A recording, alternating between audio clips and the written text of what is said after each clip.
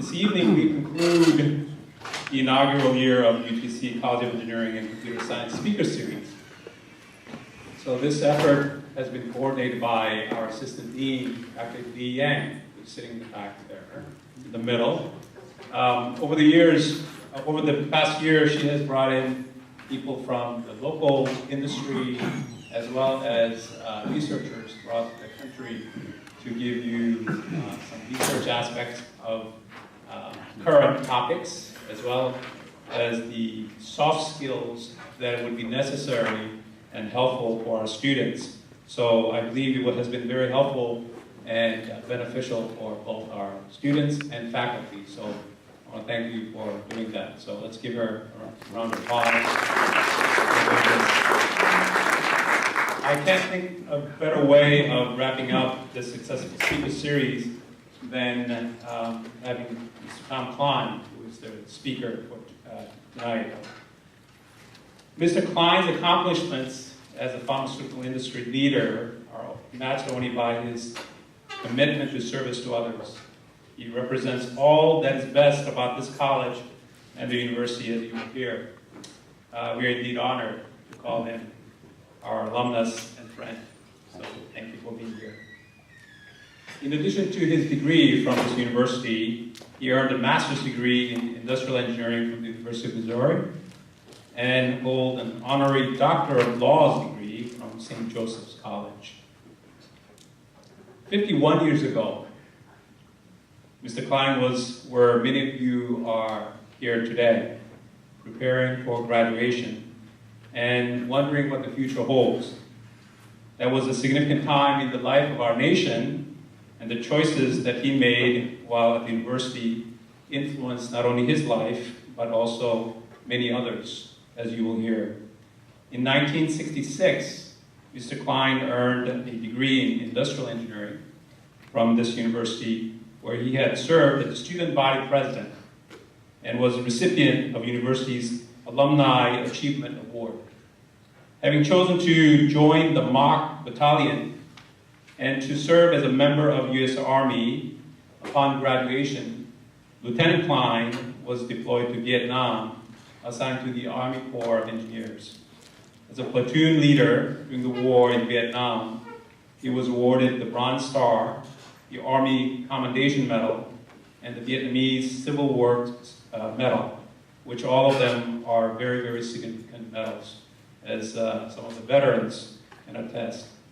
Upon returning home, he completed his advanced degree on biomedical research fellowship and began his 34-year-long career with Pfizer Pharmaceuticals. With Pfizer, he held a number of global assignments in manufacturing, engineering, logistics, and was responsible for its technical operations in more than 20 different countries around the world. In 1983, he became the youngest person to be named plant manager of Pfizer's sprawling manufacturing plant in Brooklyn, New York, with a workforce in excess of 1,000 personnel. Mr. Klein is now the CEO of the firm, Klein Health Group. I mentioned earlier that Mr. Klein's success in corporate sector is matched only by his commitment to service. In addition to his distinguished service to the nation as a member of the armed forces, he has served as a White House Fellow, as Special Assistant to the U.S. Secretary of Agriculture. While working in Brooklyn, he set out to improve the lives of those in that Brooklyn borough and achieved national recognition for his leadership in improving public education, reducing crime, creating employment opportunities, and building hundreds of residences for his neighbors in need. He authored a book about his experiences in neighborhood revitalization entitled The Golden Hand Grenade, a lifetime fighting to rebuild a tiny stretch of urban America. Mr. Klein is also the author of another volume of one of his favorite pastimes. It happens to be competitive walking. The title of that book, Stride to the Top, could be a great forward description of Mr. Tom Klein. He has completed more than 100 marathons and ultramarathons and walked across the Sahara Desert. 2 years ago, he completed a walk of 6,500 miles from Point Barrow, Alaska, our nation's northernmost point, to Key West, which is our southern tip, in support of efforts to rid the world of killer disease, malaria. This morning I had a breakfast with Mr. Klein, and I asked him what is the total amount of distance that he walked, and he said it's over 60,000 miles. That's twice and over of just walking around the earth in that distance. So it's an amazing feat that he was able to do that. Mr. Klein was a part of celebration last evening, marking student and faculty accomplishments in CECS award banquet. His generous gift to the college have been put to good use in support of student scholarships. And through the course of today, he has met with many students and faculty members in the college and shared his insights and his experiences. We are very grateful for his gifts and his time and commitment for his alma mater. We appreciate that very much. I want to thank you for being here, and we're expecting to hear wonderful stories about leadership and engineering. So without further ado, Tom Klein. Don't go away, Dr. Pack. Dr. Pack mentioned this wonderful ceremony last night. And if you want to know how a leader behaves in the real world, you have to see him in action. And this leadership behavior is not about the brochure, but it's about what's inside. In this brochure are the recognitions of students and staff who have served this department. And that's what a leader does. A leader is there. I'm going to be talking about leadership. He's responsible at the end of the day, but he recognizes the great people who really make this university work, and that are the students and the professors. And I just want to take this opportunity to remind you of how very fortunate you are to have Dr. Pack and his staff, many of whom I had a chance to meet last night, working for you. With their technical credentials, be sure that somebody who spent a life as an engineer in business, they have many options. There are many things that they can do. But just think about this, that they have chosen to dedicate themselves to you, the students. And I think that is remarkable. And so, for the world's most important profession, teaching, and for some of the best professors in that field, can we please give all of the professors in the department and Dr. Pack a round of applause. Thank you. Also, just briefly, Caleb, I have been ushered around this campus by a number of you out there today and have had the great opportunity to be supported by so many of you. So anyone who supported me today at breakfast or wherever yesterday, can you please stand up and all be recognized? So here I am, an alumnus coming, and I'm being treated like a real king. So a round of applause for everybody who worked so hard today. Thank you so much. Now, it cost me $150 to get that picture taken. They had to clean it up a little bit. When the woman said, "Can we touch it up for you?" I said, "Well, of course." So I spent an extra $50 for that. So we have to get on with this. This is the talk I'd like to talk to you about today.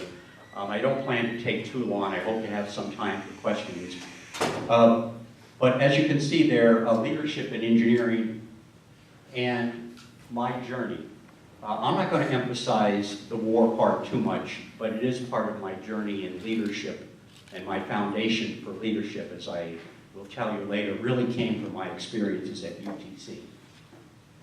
Now, there's the old story about a friend of mine. He actually was one of my roommates, and he graduated from UTC with a dual degree in both computer science and engineering.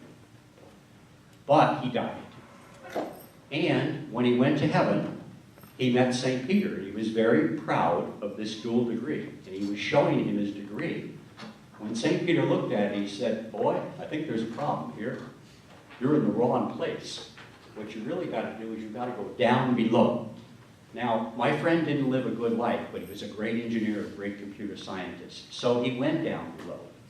But you know what UTC engineers do? As soon as we're given an opportunity, we start to make a change. So what did he do? He went down there, he put in an air conditioning system. Then he put in running water. But using his computer skills, he put in an LAN. Everybody knows what an LAN is? You know, there are many levels down there. And he connected the levels with PCs. So the devil was very proud.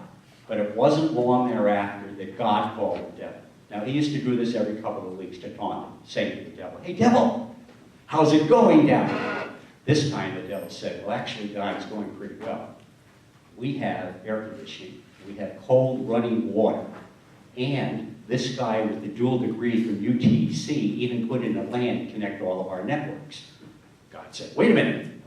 You have a guy with a dual degree from UTC down there? That's a mistake. I want you to send him up right away." And the devil said, "No way, it's not going to happen." Now God, this is God, he got angry. He said, "If you don't send him up, I'm going to sue you." And the devil said, "Yeah? And where are you going to get the lawyer?"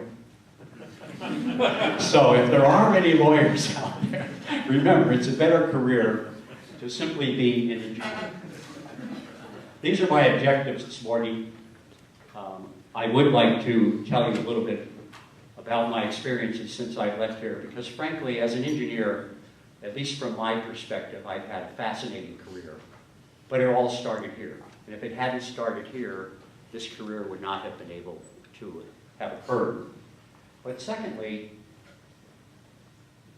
see, we're going to work here? There we are. I would also like to have with you a dialogue on leadership. At the end of the day, every engineering and sophisticated computer project requires leadership. Leadership is what activates action. And so it isn't good enough just to develop a theory on a computer. At some point, you have to go put it in action. And leadership does that. And I've learned a few things about leadership over my long career, and if you will allow me, I would like to share with you some of those experiences. Now, this is where I grew up. People say, "Tom, you're from New York. How did you ever get to the University of Chattanooga?" Well, the story goes something like this. I grew up in a big family. There were 6 children. We always had little babies running around. And this is the actual picture. I lived right up here on the second floor. It was what you call in New York a second floor walk-up. Yes, we did have grass, a few trees here and there. But there was only 2 bedrooms, and there were 6 children. And I knew that if I stayed around New York to go to college, that it would be difficult for me to make it. So I decided to go away. And I was looking for a smaller college, one where I could really be involved in the campus. And of course, I wanted one with an excellent reputation academically, which the University of Chattanooga, like UTC, had. And finally, to be quite honest with you, there was the sense of adventure. I've always been an adventurer. The good doctor mentioned some of my walking adventures, but the idea of leaving New York, getting on a train for 24 hours, and coming to Tennessee was very intriguing, particularly for someone who had never been out of New York before. Oh, my grandmother lived in Pennsylvania, so a couple of times we drove over the line, but I had really never been out of New York before. So I decided to go away, and I wanted to go to UTC, but there was only one problem. I didn't have any money. You see, my dad worked 365 days a year. He worked at nights, 12 hours a day. He was a registered nurse. But to make ends meet during the days, he sold vacuum cleaners. Now, I always had jobs. I worked in a battery factory. I shoveled snow. I cut grass. I delivered mail. And for many years, I had a newspaper group with 96 customers. But I still didn't have enough money. Then thankfully, I found a dream job. My dream job was cleaning toilets in a bakery.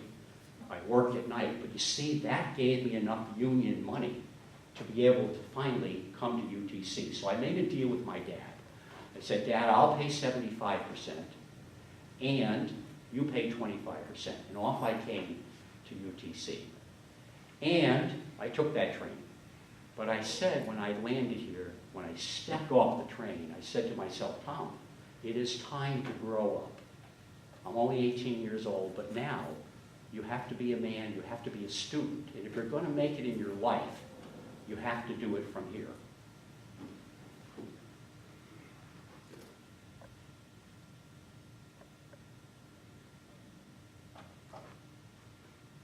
Excuse the electronics here. So, I came to UTC, and I actually started off as a business major.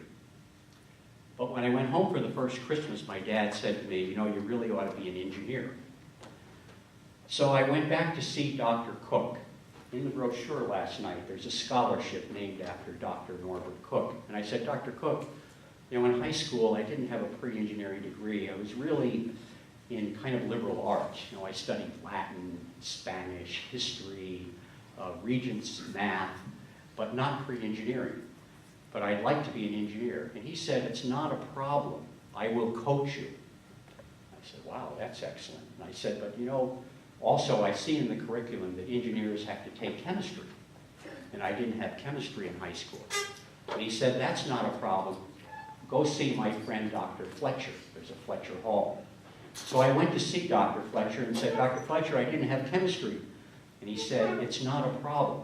Chemistry is chemistry. And that's how I was treated through all of my time at UTC. There were always professors who were there to counsel and guide me, not only in science and engineering, but also history. I took all the history courses I could take, and in military science. But it was really at UTC that I began to learn about leadership. And as it says up there, the first thing I learned about was teamwork. You see, I learned about leadership in 3 different areas at UTC. The first was in the fraternity. Are there any Greeks here, Chance? Okay, there are a couple of Greeks. You know, the Greeks, there's ups and downs, there's pluses and minuses. But in my experience, the Greek experience was great for me because I learned about teamwork. You know what teamwork is? Everybody working together to the common end.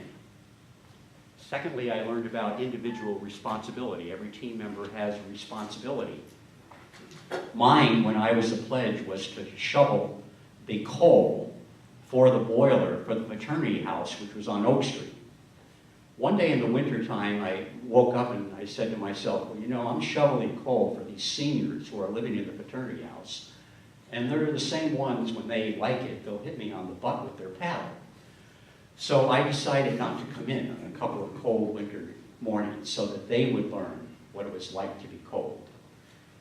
And secondly, or lastly, are we able to see this? Is sociability. I learned this skill in 2 ways in UTC. The first, I went to an all-male high school, and there were no young women. And so the question was, for someone like me, how do you behave suddenly when there are young women around? But more importantly, how does a young man behave when there are young women around and there's alcohol? So I learned how to do that in the fraternity, how to behave like an appropriate young man.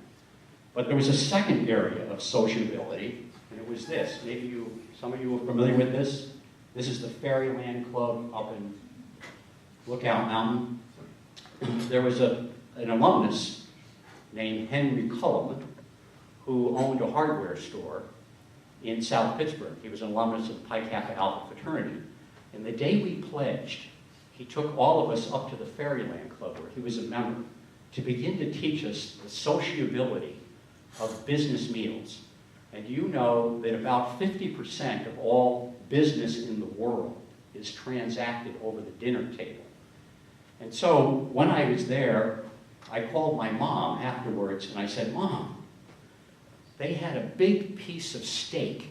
It was thick, and they called it a filet mignon. I know now the word is filet mignon, but I had never seen a big steak that size before, because before that, this is what we used to have. These were cube steaks, and they came in little flat strips, and we were lucky if we had 2 a month. But I learned sociability in the fraternity, and that was the foundation of my leadership from the fraternity. The second place that I learned about leadership was in ROTC. Now, I know there are a number of veterans out there, and there's certainly many of you who come from families where you have had men or women serve in the military. When I was at the ripe old age of 18, I joined ROTC for one major reason: to give back to my country for all that I had received to then, and for what I knew I would receive in the future. And that's something called freedom. But I learned two very important leadership skills from ROTC. There is the leadership excellence for ROTC, and the first was integrity. You know, the U.S. military has one guiding principle: it's integrity. Without that integrity, there can be no U.S. military. Just think about it. Many of you in this room, the military people are armed. Their responsibility is to protect us. They cannot do it without integrity. And that's why, when you have somebody like General Flynn, who messes up in the integrity arena, that the press and the population has a right to get on this case, because integrity is fundamental. And as I said to some people today, integrity was fundamental at Pfizer. I never encountered an integrity incident that wasn't met with very aggressive behavior and termination of the person involved. And secondly, in the military was discipline. Look, I grew up in New York. I didn't know much about this stuff. Many of my colleagues went to Macaulay. They went to the military academy. A number of them came from military families. And to be quite honest with you, I didn't like shiny boots, and I didn't like cleaning up brass. But discipline is fundamental for engineering. Whether you're in research or whether you're in a team project, discipline is fundamental. And I learned discipline in the military. And the next area that I learned about leadership was as a student body president. Now, I'm going to be quite honest with you. Before I became student body president, I had never been to a student council meeting. But my dad gave me one piece of advice. He said, be friendly with everybody. Doesn't make any difference whether they wear penny loafers or whether they have long hair, be friendly. So through a series of events, some fraternities decided to run me for president. I knew, however, that I would have a problem winning over the sorority women, because basically I was a New York greaser. You know, we just put real cream on our hair. I still use it a little bit in the morning. I just don't have that much hair. But I had a secret weapon. And it's this. This is downtown Chattanooga in those days, 1966. You see, my study habits, I'm one of those people that things don't come easy. If I want to accomplish anything, I have to work hard at it. So my study habits were, I'd study all week long. I never went to the 10 o'clock assembly because I had an 11 o'clock class. I would go study in the afternoon, study at night. Saturday belonged to the fraternity. Sunday, other than flag football season, which I played, I would go to the library in the afternoon and stay into the evening. But Friday was my night out. I needed that for my own psychology. And so I used to go to these little places. This is Market or Broad Street. There were little bars, there were hamburger joints, and that's when I got to meet the disenfranchised. We all know this election that just occurred on the national level, president. The disenfranchised apparently came out of the woodwork. Well, the disenfranchised in those days were students at UC. They took classes, but they didn't feel part of the university. They felt disenfranchised. And I remember during the election, there was a bar at the end of Vine Street, right at Georgia Avenue, and I went in one day and said, guys, I'm running for student body president. And somebody looked over and said, what's that? But I was successful in bringing those people out to vote. And in addition to that, I lived in the athletic dorm. So I knew all the football players and the basketball players, and with all that those people contribute to our university, sometimes they too feel disenfranchised. So I was fortunate enough to become student body president. However, that's when I learned another very important leadership trait called dependability. At the very first student council meeting, there was somebody in the back of the room who kept jumping up and hollering and said, We need more money. We need money for the thespians. We need more money for the arts. He, by the way, today is a very well-known journalist for the Washington Post. What he didn't know on that day, however, is that I had been the parliamentarian for the Pi Kappa Alpha fraternity, and I had memorized Robert's Rules of Order. And I was able to call him out and tell him that he wasn't allowed to talk. And it was at that moment I looked in the eyes of some of the junior members of the student council, and I could read what they were saying. They were saying, wow, this is Tom, this is our leader. And I learned at that moment that these people depended on me. You see, whenever you take a leadership position, people depend on you, and every day you have to try your best to live up to that dependability. Now, before I leave Chattanooga, I've got to be perfectly honest with you. Yes, I learned a little bit about leadership. Yes, I got a degree, but I flunked calculus. I don't know what it was. It was the only course I ever flunked. I have to tell you, I don't think I ever got a D in anything, but I just couldn't get it. But you know what I didn't do? I didn't cry. I took that same course the next semester, same professor, same classroom, same book, same seat. And you know how in math they say, please, in a new chapter, try your hand at the odd number problems, number 1 through 21. And for number 29, for extra credit, try your hand at that. The next semester comes along, problem 29. No, I didn't always get the right answer. But I knew the logic behind the problem. And learning that mathematical logic helped me when I encountered hundreds of technical problems in engineering throughout my career.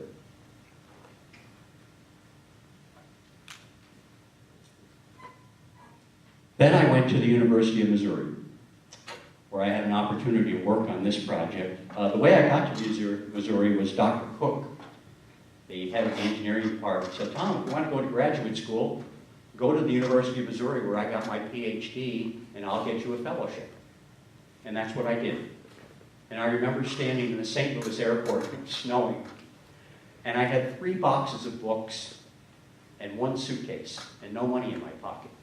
See, my degree was 144 hours, so I took 4.5 years. And I was saying to myself, Tom, 4.5 years in engineering school, you still don't have anything. However, I did have that fellowship, which gave me a free ride. And that ended my career in cleaning toilets. I never had to do that again. And so I was on a project team whose responsibility was to develop a patient history questionnaire and using anatomical drawings to come up with a preliminary disease diagnostic. This was all computerized way back then. And my responsibility on the on the team was to be the project manager. My responsibility was to identify the key activities of all the team members, to show their interrelationships, to develop the milestones, to find the critical path, and to develop a timeline. Those are kind of things that we learn how to do in industrial engineering. And that's when I learned another very important leadership trait, acceptance. Here I am, 22 years old. I never had a technical job before, and the team leader accepted me, the most junior member, as a full-fledged member of the team. There were psychiatrists, physicians, computer programmers, and social workers and engineers on this team, but I was a full-fledged member. So please remember, every member of the team is important. Then finally, I had to go pay my dues in the Army, but I got lucky because my first assignment, because I had a master's degree, was in the Rock Island Engineer District of the Corps of Engineers. At Rock Island, there were 350 civilians, but only 3 military people. A full colonel, a major, sir, and me, a brand new second lieutenant. And one of my first jobs was to try to figure out how to prevent ice, how to prevent ice from forming in the lock gates. The concept was, if we could prevent ice from forming in the wintertime and keep those lock gates open, that then we could use a icebreaker to clear the main channel, and we would have navigation in the wintertime on America's most important commercial river. So I got a big air compressor. This is in a place called Keokuk, Iowa. I put it on the wall here, and by varying the CFM from the compressor and the orifice size of pipes at the bottom of the lock, we were actually able to keep that lock gate open. And I was just looking on the internet a few days ago, and that process, which we call the bubbler, is still being used in Scandinavia, where it's very cold. Unfortunately, the winters in Iowa and that part of the world can be very, very brutal. And this particular winter, it was very cold, and there were a lot of ice flows. And that meant that the icebreaker couldn't always keep the channel open. And this is an example of what happens when the barges get stuck in the ice. But there was one other learning. See, at the Corps of Engineers, I don't know whether any of you are familiar with the Corps, but this is a highly professional group. And most of the people that work there are civil engineers. Now, to get into the Corps of Engineers, I had to pass the civil engineering program in the basic program. Fortunately, I roomed with 4 civil engineers, and they were able to help me to get through the program. But that's when I learned that since I was working with these professional engineers, I learned to listen. They had many years' experience, and I listened to them, and I learned from them. That's one of the reasons our projects were successful. Now, it was also at that time that the colonel called me in. Remember, this is really now my real first job. And he said, "Tom, you're doing a great job, but you can't stay here. You're going to have to go to Vietnam. So make sure you stay in shape." And that's when I started my long career of race walking. Yes, Dr. Pack, 60,000 miles, really started in the cornfields of Iowa. Well, the colonel was right, because a few months later, I found myself in Vietnam. Now, I'm not going to spend a lot of time about talking about war stories about Vietnam, but if you'll allow me, I would like to relate 2 leadership learnings. This is what Vietnam looked like. I was an earth-moving platoon leader. Yeah, I got really lucky. The master's degree and being in the Corps of Engineers helped me. And in earth-moving, we had all of the equipment that we needed. Tractors, scrapers, bulldozers, graders, water distributors to keep down the dust. And my basic project was building roads, or actually repairing roads. This road had been built by the French in the 1950s, and the main problem, as you can see, was with the shoulder of the road. Now, the shoulder of the road was made out of dirt. It's made out of red laterite. We also had a rock crushing plant, so sometimes we put rock in it for stability. But the difficulty was, since the shoulder was made out of dirt, at night, the enemy would come and mine the shoulder. Oh yes, we sent out every morning a mine sweep team, but the mine detectors didn't always detect the armament. And often the mine sweep team was ambushed. So I began thinking about that problem, and I was looking at a water distributor one day, and they had a pipe in the back where the water flows through gravity, and I said to myself, you know, why don't we take that pipe and run it horizontally over that area that we had just built on the shoulder? And then if we fill that water distributor with liquid asphalt, which we call pentaprime, we will be able to spray that shoulder, and we'll never have to drive on the road once we finish the grading of it. And if the technology works,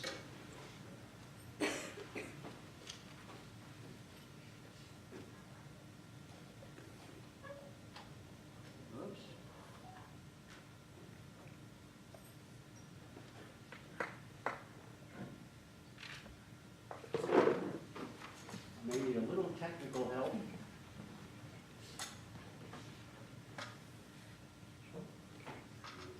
Up one more up.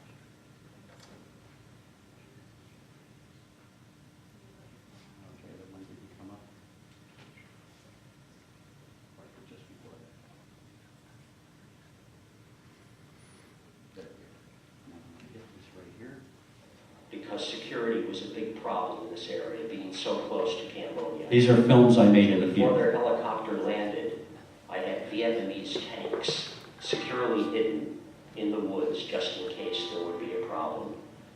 And I showed them everything we did.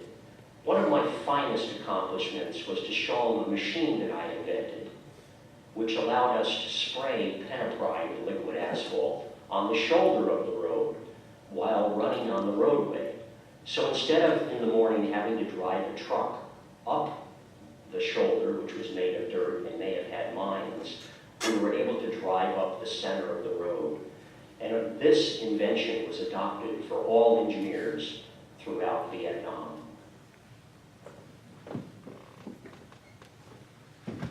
Now, the interesting thing about that invention was when I first proposed it to my sergeant, who was a heavy-set guy, 20 years experience, he laughed at me.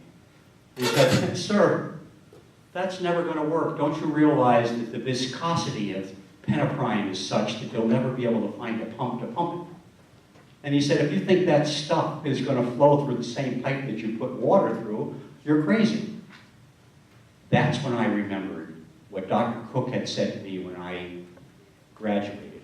He said, Tom, from this day forward, your worth as an engineer is in your ideas. And so I worked with other sergeants, and we found a pump to pump that liquid asphalt. And we got it to flow through the orifices that we had used to put water through.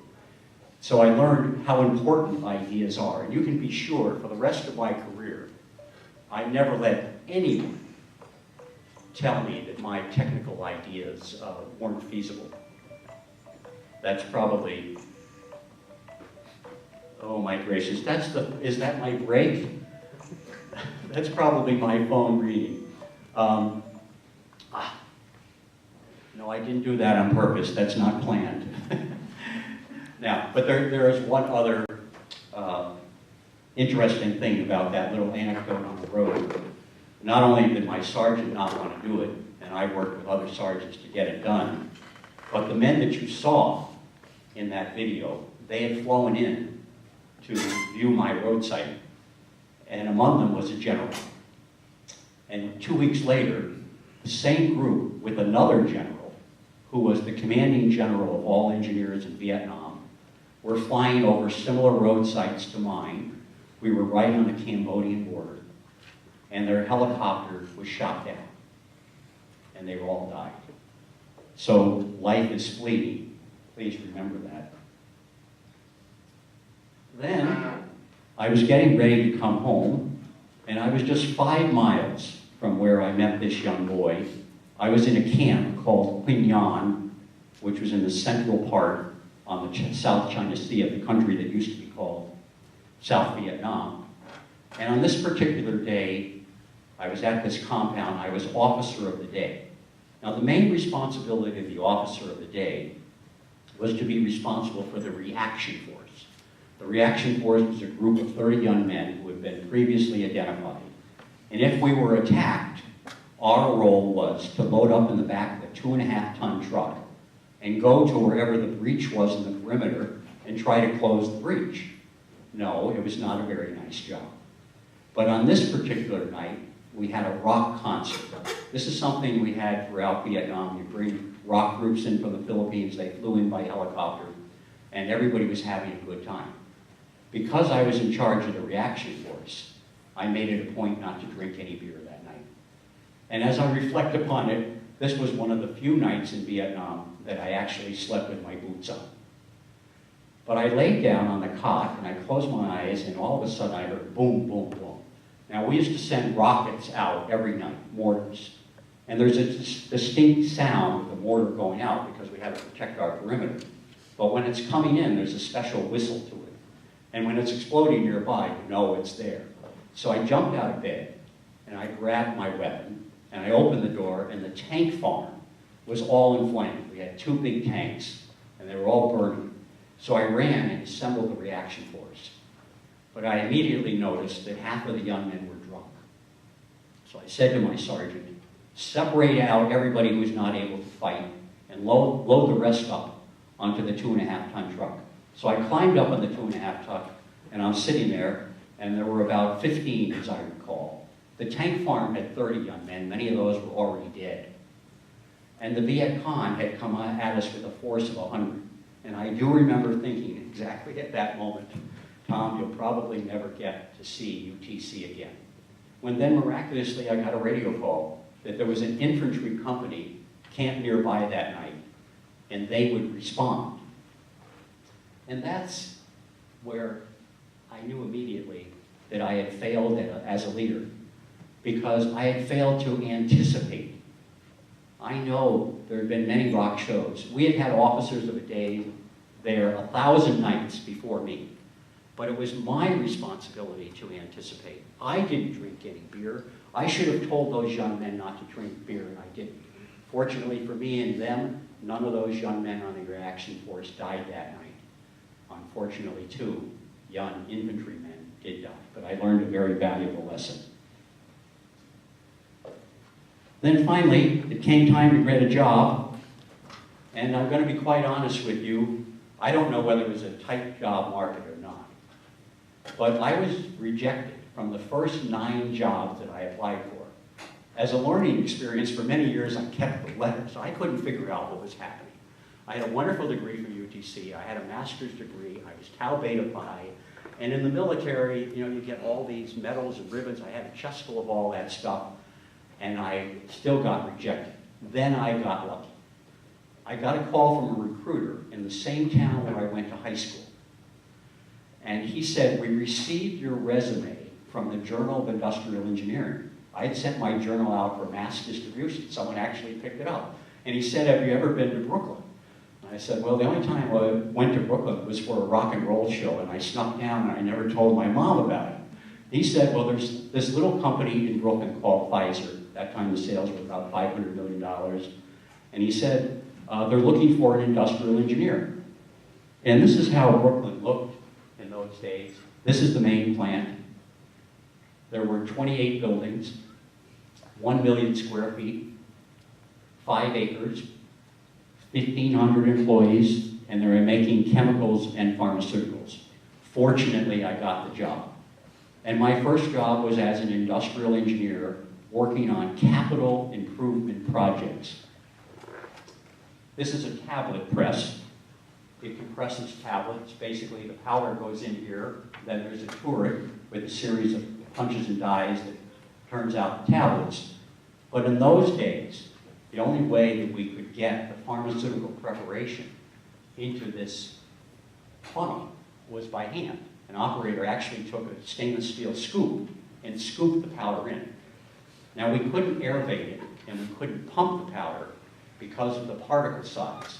If you pumped it, some of the particles may hang on the side of whatever pipe you were using, which could affect the potency.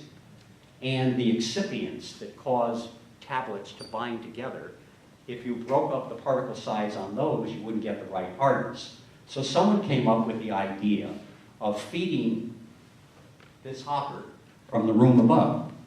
And my job was to lay out this project. So I did. I laid it all out, designed the equipment, and I had the maintenance engineering department go cut a hole about 9 inches diameter right above it. And then I moved all the equipment into the room, and when I looked down in the hole, there was no tablet press. Now, the tablet press needed to be in a specific location because of the air systems and the electronics that it had controlled it. And you know what happened? I made a mistake. I had put the hole in the wrong place. And the plant manager came by. He said, Tom, what happened? I said, I made a mistake. But what I learned about leadership from that is yes, leaders can make mistakes. You just can't make too many of them. You may not get fired, but you certainly won't get promoted. So we filled in that hole. It was 3 feet concrete, and we made this project work. But I learned a very valuable lesson about making mistakes. And then, my dream job. One day the plant manager called me in, and he said, Tom, we're going to build a plant here on the island of Puerto Rico. And our objective is to start construction and exactly within 1 year to be able to produce tablets and capsules, what we call dosage form. And he said, this is an exact quote, he said, when you came here, You told us that industrial engineering was all about finding a better way to do things. So I want you to be the materials manager. You're going to be responsible for production planning, inventory control, warehousing, pharmacy operations, procurement, and logistics, and all the customer service goes with it. And I was saying, wow, that's a pretty big responsibility. And, you know, there was no book on what is materials management. And for those of you who are familiar, the concept of supply chain hadn't even been invented yet.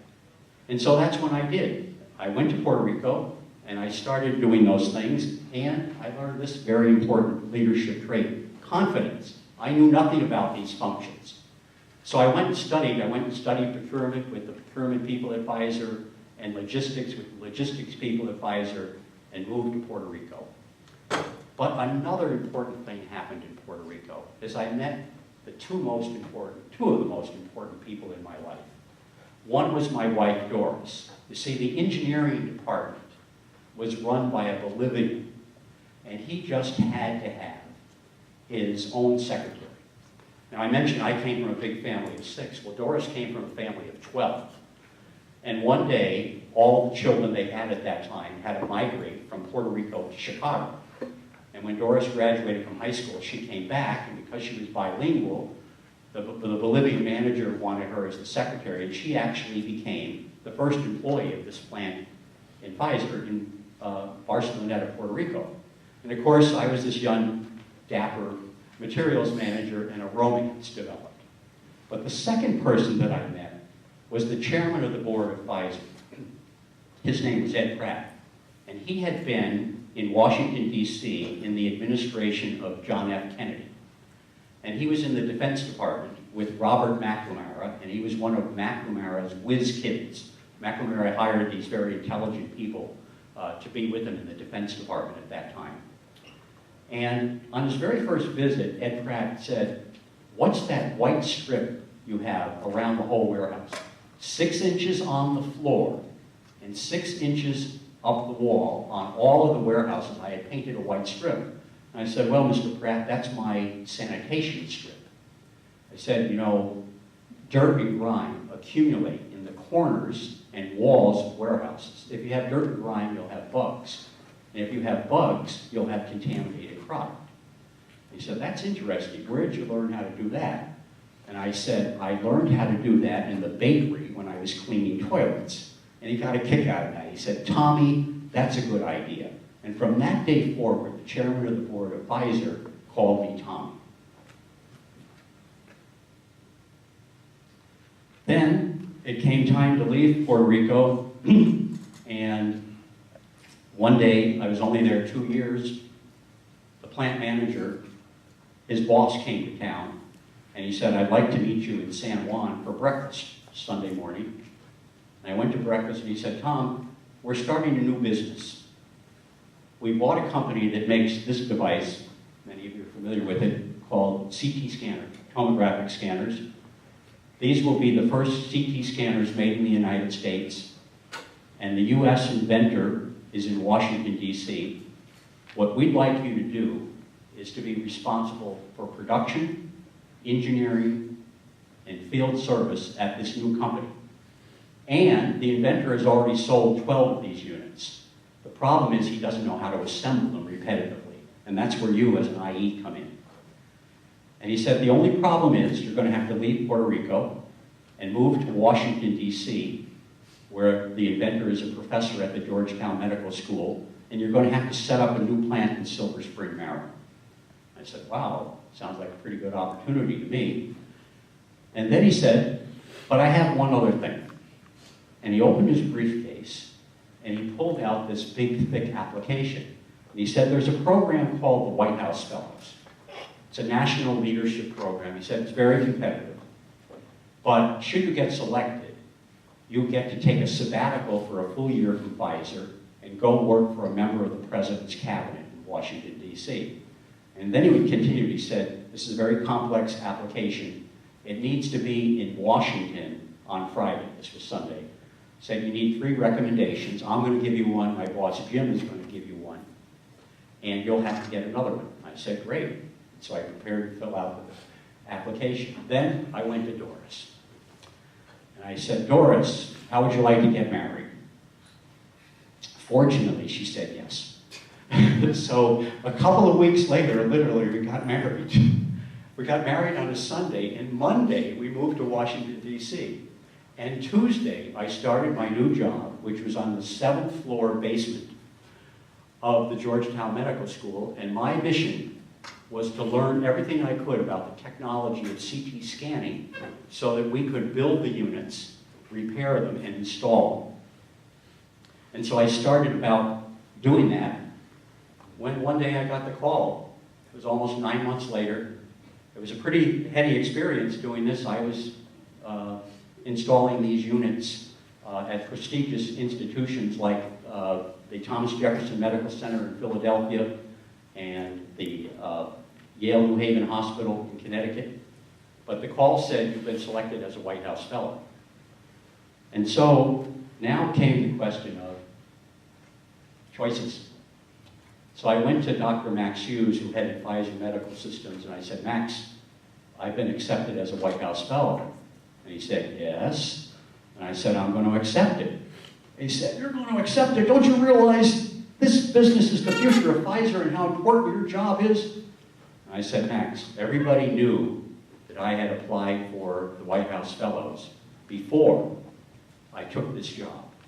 The White House Fellows is a once-in-a-lifetime opportunity, and I'm going to take it. And that was the choice that I made. Then the difficult part came. You see, there were 2,500 applicants, and there were only 14 of us selected. So the competition started. The question is, who would go to the Defense Department?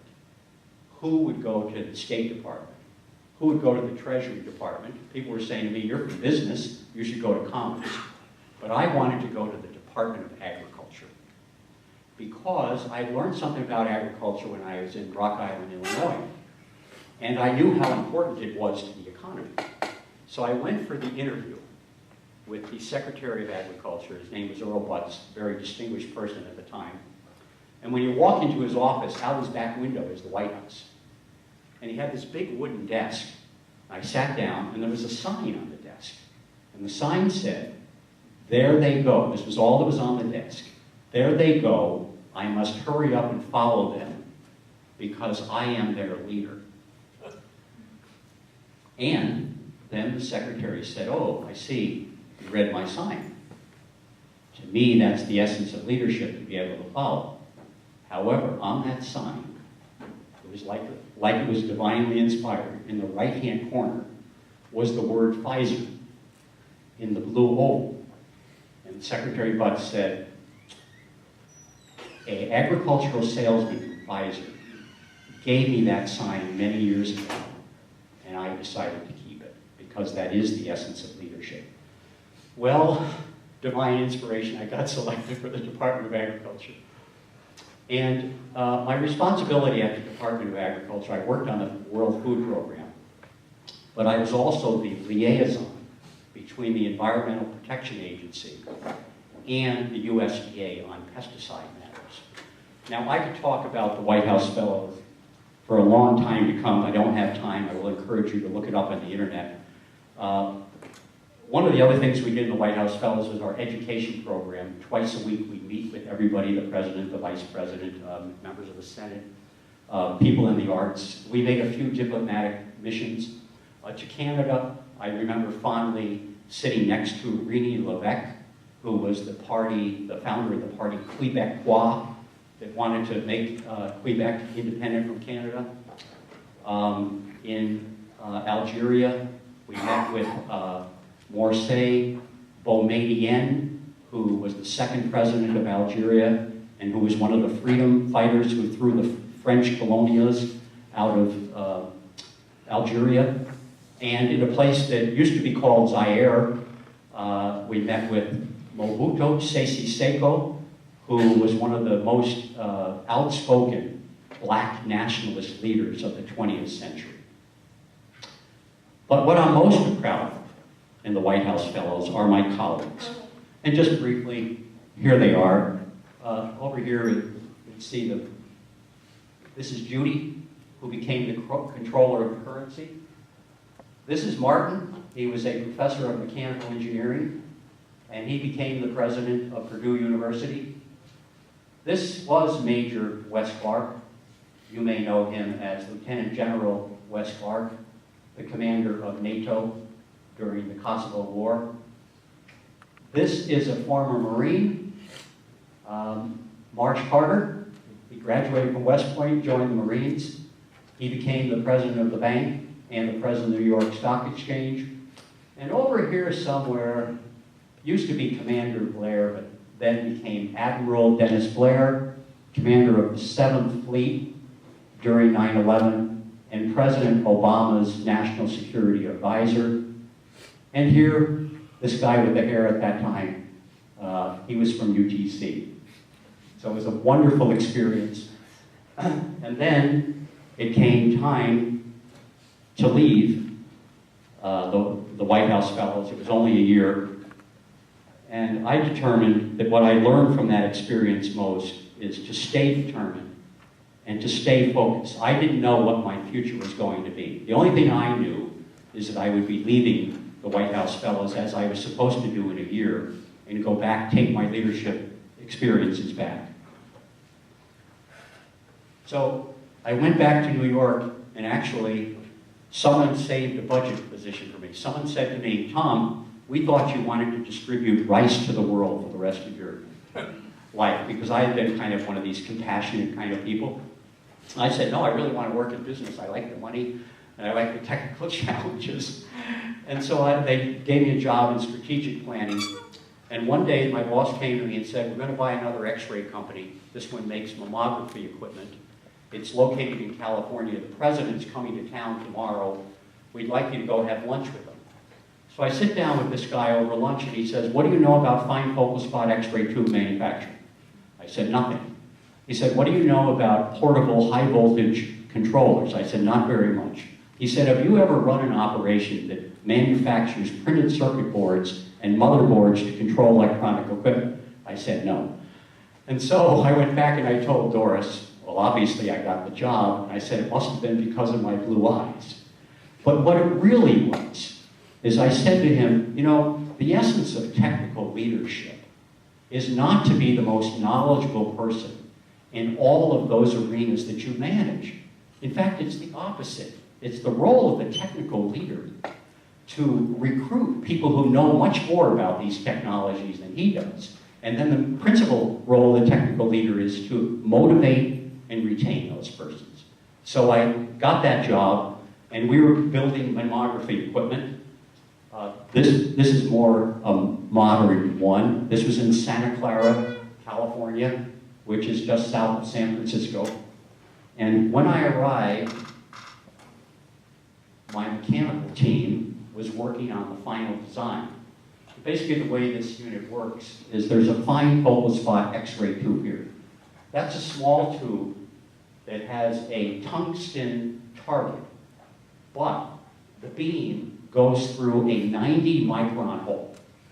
And so the impact is that it lessens the scatter radiation. Now, all X-ray tubes have a lot of scatter radiation. The problem with that is that scatter means that you can't see things like stress fractures. That's why they have MRIs. And in breast cancer, you can't see very small calcifications. You may not even be able to feel it, but this device allowed us to see it. And then we brought in the models, and we were working on a number of items here to make it more comfortable. The image receptor was that Kodak, at that time, had come up with high-speed film, which made the image very clearly. And every year, my wife goes for her breast examination on mammography, and she always says, boy, that really squeezes, that really hurts. Maybe some of you women have been there. I feel kind of responsible for that, because some of the early units were built by my person. So I worked here only 2 years in Santa Clara, California, when unfortunately it became clear that this business at a small plant couldn't stand alone. So my job was to move the entire company back to Silver Spring, Maryland, and put in this operation in the plant that I had started there for CT scanners. The Of course, after I succeeded in doing that, I was without a job once again. I literally put myself out of job. But one of the persons that worked with me to do it was the president of the pharmaceutical division. He was an MD named Shelley Gilgore. And he said, Tom, I have a job for you back in New York. You could be responsible for new product planning. But before I leave it, I just wanted to remind myself of one other point. The first day I went into the plant in California, I was all dressed up. Suit and tie, three-piece suit. You see, I always like to look the part of an engineer. And I've been an engineer my whole life, and no one ever referred to me as a geek. I always said, if you want to call me something, call me a professional. So I marched into the plant in California with my suit and tie, and there was a young technician named Rory Babb, very good electronic technician, and he said, Tom, I prefer people to call me Tom in plants. He said, Tom, you know, we don't dress that way in California. And it was at that point that I realized that I failed to understand the difference between New York and California manufacturing culture. And learning this difference helped me later on in my career when I managed operations around the world. So Shelley Gilgore said, Tom, look, I'll take you into marketing and you can be responsible for new product planning. I said, wow, that's exciting. He said, your role is going to be to coordinate the activities of research, production, marketing, finance, and drug regulatory affairs on the introduction of all of the products for the U.S. market. And then he said, kind of matter-of-factly, oh, and by the way, you'll be responsible for global trademarks. It comes with this job. And one of the products that we were working at the time was a wonder drug called Procardia. It's for angina and heart spasm. There were a lot of technical complications making this because it was a liquid, and the liquid tended to congel, so we had to solve a number of problems. But actually, this product was invented by Bayer in Germany, and it was launched by them under the trade name Adalat. The generic name is called nifedipine. But they weren't confident in their ability to be able to sell into the US market. So they partnered with Pfizer, and this drug later became very successful. And as I was working on the plans for this product, one day I got a call, and it was from Ed Pratt. And he said, Tommy, I'd like you to come up and see me. I was on the 4th floor. Dr. Gilgore was on the 14th floor, and he was on the 23rd floor. This was right on 42nd Street. So you could see the hierarchy of how the company worked. And when I sat down in front of him, he said, Tommy, have you ever heard of Lexan? I said, sure, Mr. Pratt, that's a global trademark. He said, yes, that's a global trademark. We have a wonder drug called Feldene, and it's already been launched in Europe. It's very successful, and it's about ready to come to the US, but the US marketing team doesn't like the word Feldene. Now, I'm worried that some young person has put out a focus panel and has decided this word won't sell. I want a global trademark in Feldene. I said, okay, I understand, Mr. Pratt. So I left his office, and the first thing I did was stop on the 14th floor, and I left a handwritten note to Shelley Gilgore, the MD. I said, Dr. Gilgore, Mr. Pratt just called me up. He wants to have a global trademark for Feldene, and he wants to see me next week. Just wanted to let you know. And I learned from that that there are no end runs. I knew this empirically. Look, I'm 34 years old. I know the chairman of the board. He calls me Tommy. I used to have breakfast with Mr. Pratt every day. We both got to the office at 7:50. Both went to the cafeteria, and I said every day, do you mind if I sit with you? This wasn't brown-nosing, but this was communicating. So please remember, senior people, including your professors, always want the opportunity to speak to you because you are what's important to them. So I knew that there would be no end runs. Then finally, Dr. Gilgore called me back after 2 years in this job. It's kind of my reward time. And he said, Tom, if you want to stay in marketing, I'll make you a product manager. Remember, choices coming up again. He said, but we have a problem. Our Brooklyn plant needs a new plant manager. And you're the best qualified person that we have. But we'll let you make the choice. Now, at this time, I remember I started in 1970, now we're 15 years down the road, the Brooklyn plant had a lot of problems.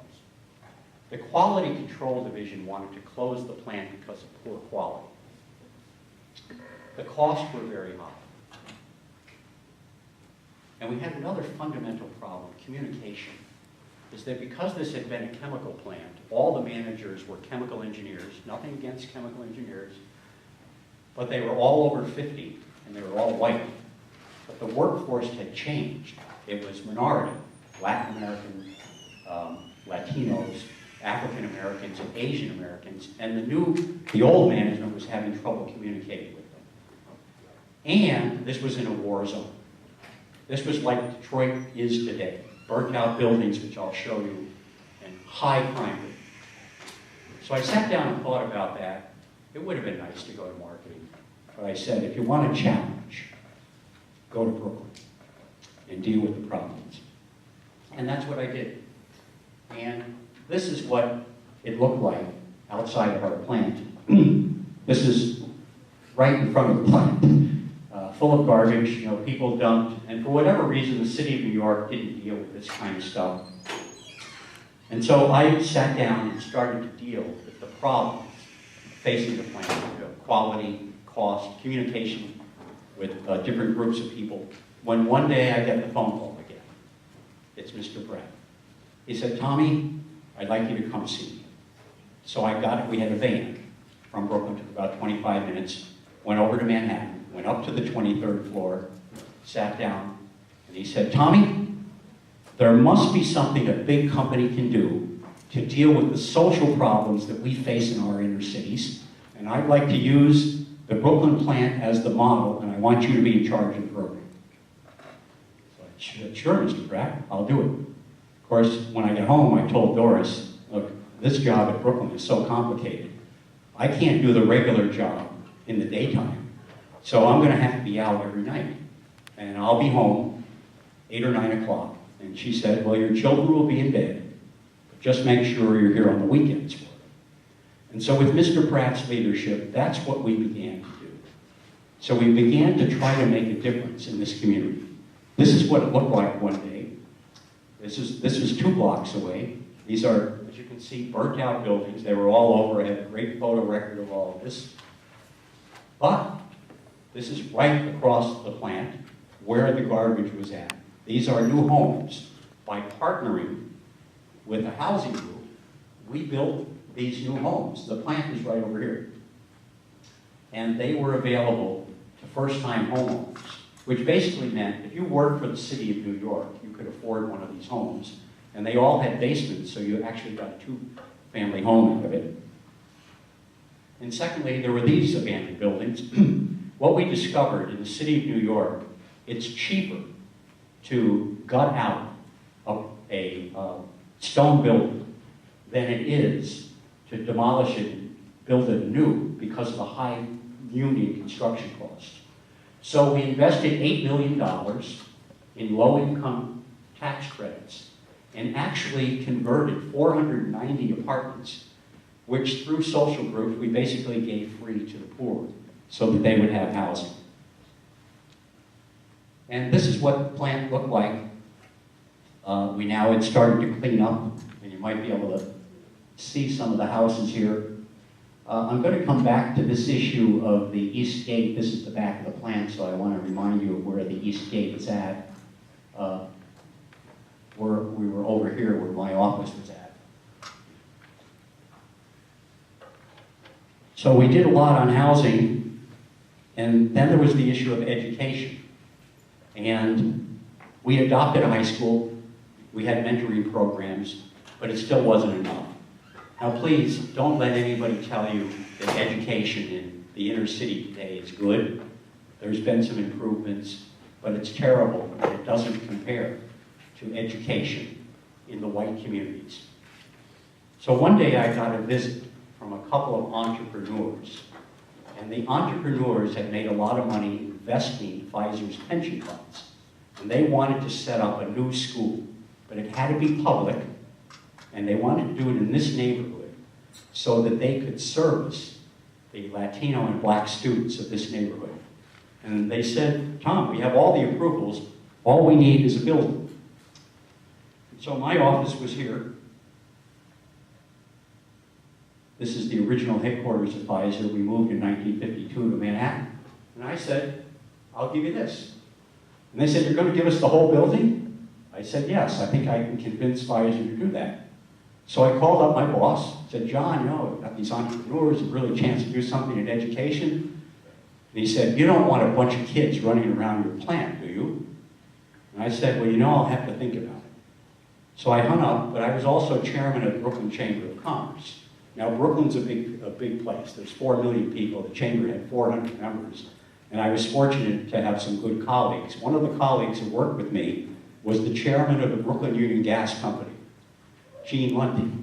Guess who his next door neighbor was? Ed Pratt. And I knew that they played tennis every Saturday. So I said, Gene, we have an opportunity to put a school right here. It's going to be wonderful. We just need to donate this building. But Pfizer's a big place. They have this chain of command. I'm way down on the totem pole. I can't just call Mr. Pratt. When you play tennis with him, you please tell him that Tom thinks this is a good idea. So I came in Monday morning. There's a note on my desk. Mr. Pratt's having a luncheon tomorrow in his conference room, and he'd like you to attend. I go to the luncheon. There's all the senior Pfizer executives. The entrepreneurs are there. They make their pitch. Now, this is leadership for you. Ed Pratt listens, and he says to the president of the company, he said, Bill, I think this is a great idea. What do you think? And then we go all the way around the table, and he said, Tommy, I was the lowest level person there, he said, Tommy, you know, you're the Brooklyn plant manager. What do you think? I said, oh, Mr. Pratt, that's a great idea. And that's what we did. We started with the pre-K, and we put this public school, K through 6, right at our plant, and it was very successful. And the 20th anniversary was 2 years ago, and the keynote speaker was a poor young Latino guy at the time. He was in this class. This is the first pre-K class, and he was now a senior at Harvard University. And we had many success stories. In fact, approximately 36% of all the graduates of this pre-K through 6 school not only went to college, but graduated from college because of the innovative education that they were given. And then, finally, there's no inner city without crime. So my office was right up over here, right there. There it is. And here's the gas station. Now this is New York City. That's what you have. You have office buildings, gas stations. One day I heard gunfire. Now I know something about gunfire. And I get up and I looked out the window, and there's a gun battle going on. It seems that a robber went in at noontime and he robbed the gas station. But he made the mistake of running out of the gas station waving his gun, just as a police officer came. The police officer got out of the car and bullets flying everywhere. It just wasn't a very nice experience, and I knew we had to do something about crime. Then on another day, I mentioned the East Gate. 100 yards from the East Gate was a public high school, a special education high school. And on this fine day, a young man got a new leather jacket. And a thug came along, he wanted the leather jacket, and he chased the young man. But the young man was from the city, he was streetwise, he did what any other kid would do, he hid under a car. Now 20 yards from our gate. He didn't know the thug had a gun. The guy reached under the car, shot the kid, killed him, and took his leather jacket. Now, this was happening at the same moment that the school kids were in the lot for the school that we had built for them. These were the pre-K kids. So, then,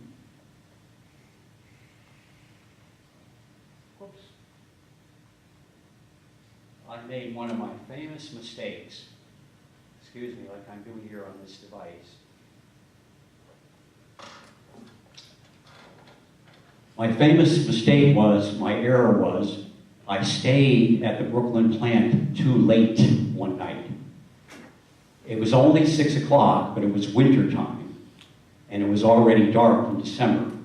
Now, Brooklyn in those days was like Vietnam, is that you could do a lot of stuff in the day, but you don't go out alone at night or terrible things can happen. So I remember running to the subway, which was about 100 yards away, going down 2 flights of stairs, and I gave the token taker a $5 bill, and he gave me change for $1. And I'm arguing, just then the train comes and leaves. And so I get it all straightened out, I go on the other side of the platform, I'm there all looking up and down this dark tunnel, when all of a sudden I hear, "Ooh, ooh, ooh." And I look behind me on the other side of the turnstile, and there's these 4 big guys, all with knives, and they had a little chubby guy on the floor. And the MO in Brooklyn is, you use the knives to cut out their pockets, so that you can take their wallets and other valuables. Then you've all heard of left brain, right brain. Look, I'm too old to remember which side is which. But one side of my brain said, Tom, you've been in action, you're a Vietnam veteran, jump over that turnstile and help that poor man. The other side of the brain said, Tom, this isn't Vietnam, this is Brooklyn. And if you jump over that turnstile and confront 4 guys with knives, you're going to get killed. So it was the easiest decision I ever made in my life. I ran like heck. I jumped down into the subway, literally, onto the tracks, jumped over the 3rd row of rail, which is hazardous, and climbed up the other side. Just then, on the other side of the platform, a train comes in, and the token taker, who is in a secure booth, says to the victim, I've called the police, they're going to want to see you. And the victim says, they'll never do anything. And he got on the train and left. At that very moment, on my side, a cop comes down with his gun drawn. He said, where's the robbery? At the other side of the platform. Where's the victim? He got on the train and left. Where are the bad guys?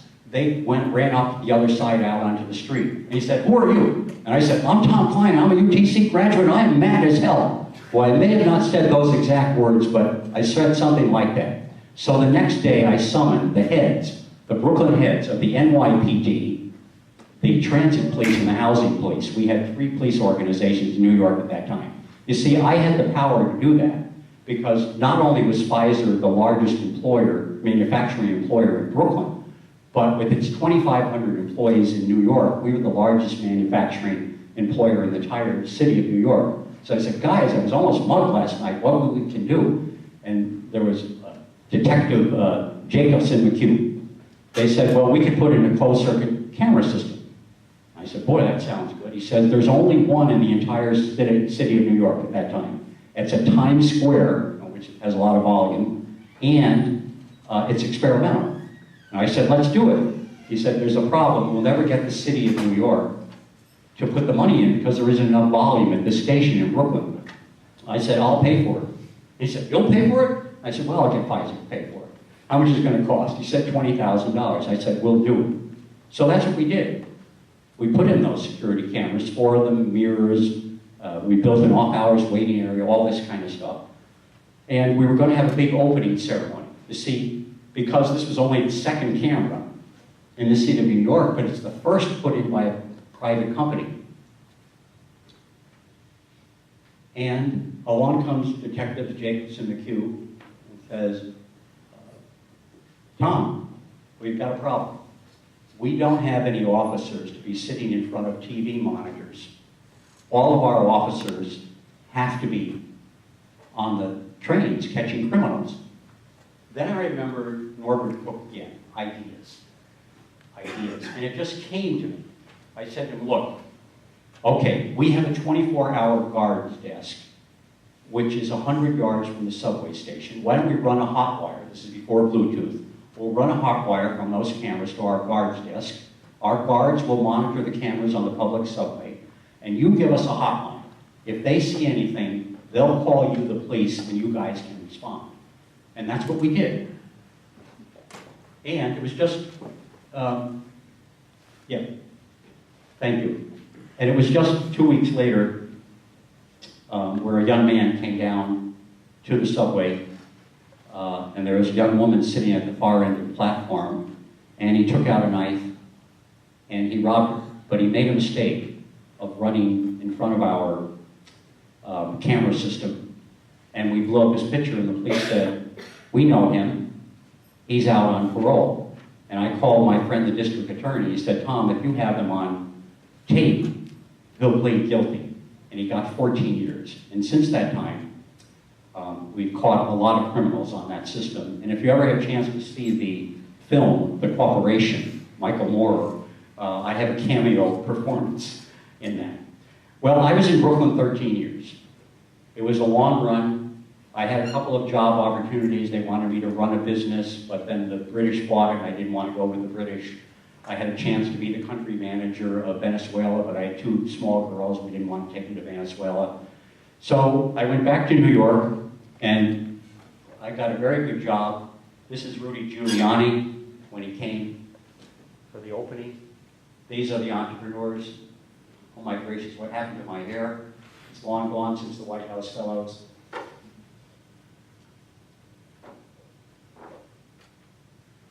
And I always said that as a leader, in some small way, I was able to change the world in Brooklyn.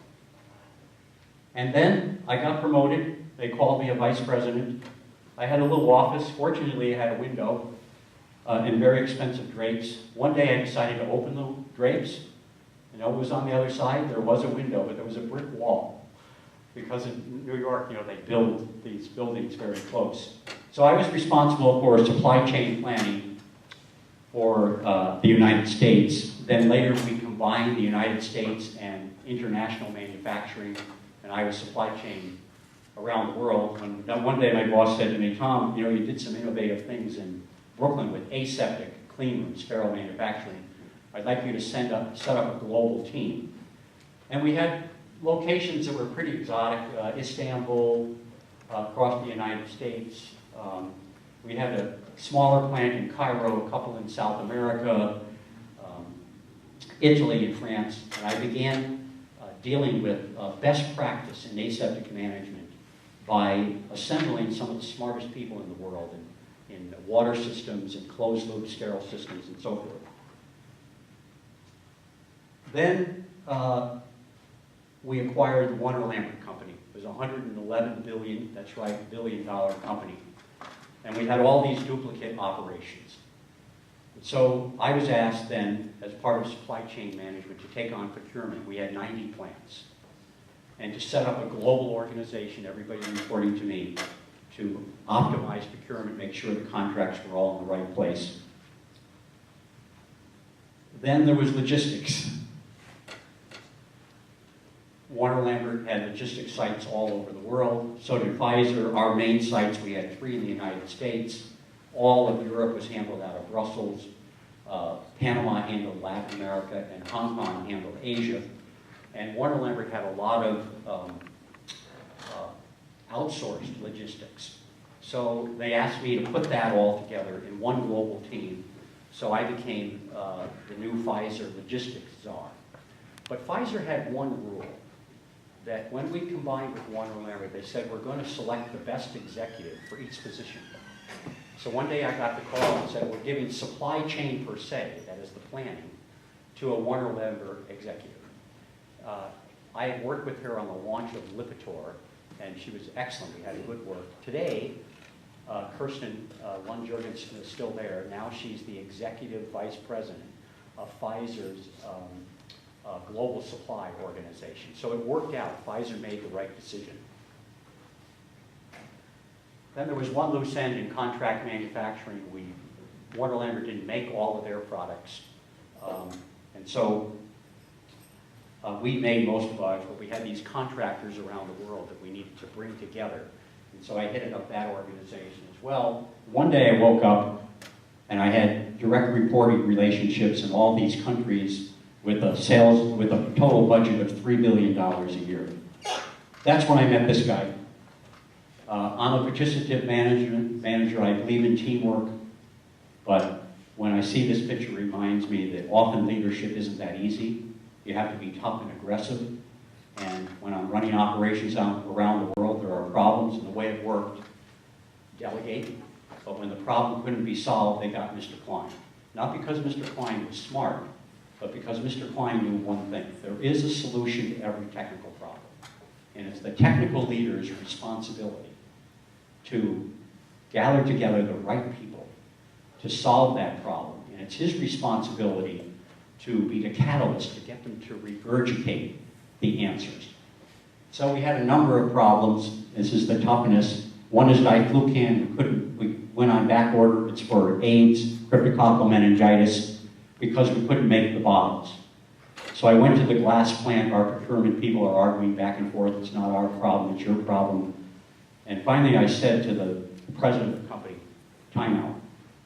What's your reject rate? He said 6%. I said, you're making 25,000 of these vials a day and 6% are rejected. Your process is out of control. He said, what do you mean? Our reject rate used to be 10%. So we launched a potential problem analysis, and we found that the turret that is used in the glass making goes into a preheated glass cylinder. And when it's removed, it forms the shape of the bottle. But one of the people on their production line told me, he said, Mr. Klein, I changed my name to Mr. Klein now, when that plunger comes out, if it hasn't been cleaned, it will leave glass particles. And we found the problem. And fortunately, we didn't kill anybody, because if you inject somebody with a drug that has glass particles, you'll kill them. And then finally, it's Listerine pocket packs. Warner Lambert launched this product, and then the German company that made it forgot how to make it. And we launched a potential problem analysis on this. We couldn't find the problem, so I ended up going to Germany on a couple of occasions. And I brought with me one person, an expert in brainstorming. And you know the basic concept of brainstorming. Brainstorming is that no idea is bad. But what you have to do is analyze each of those ideas, and you do it by implementing a series of quantitative and qualitative techniques. The qualitative are very important because then you don't have to have the rigorous mathematical and statistical analysis required. And what we found, the reason they couldn't make it was because the spray heads, we spray a big 10-foot long sheet of film that sprayed the Listerine. When they were cleaned, they hadn't been placed in correctly. There was no patent on this product. And so the process hadn't been adequately monitored.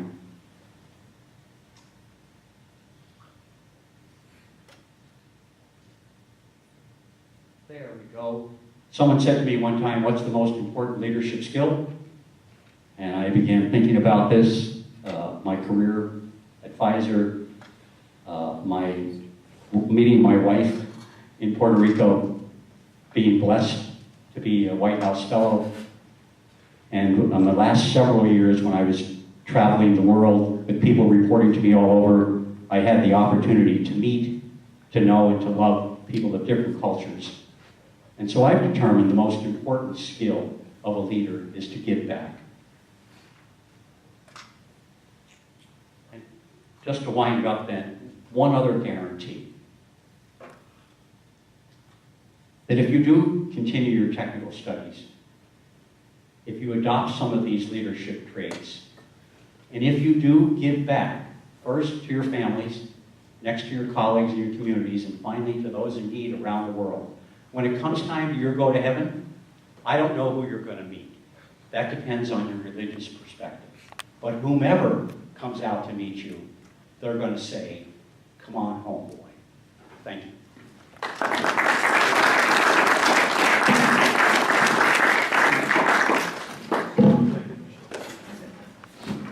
Thank you all for being here. Appreciate it. I hope that you were able to grasp some of the important life lessons, not only just the leadership lesson from Mr. Klein's talk tonight. So, as a token of appreciation, we have a little memento from the college. We have a college shirt. Hope that next time when you do the competitive walking, that you will wear it proudly. Send you a picture. Thank you. That would be great. Thank you. And then we have, I know you love coffee, so we have that. Oh my gracious. Oh, how gracious. Oh, may I say thank you? And may I apologize for taking too long? No. But I thank you all for your patience, for being there and listening through this. I would like to say, engineering and computer science provides a very, very stimulating career. Please enjoy, and thank you. Thank you, thank you, thank you for being here. Okay, good evening.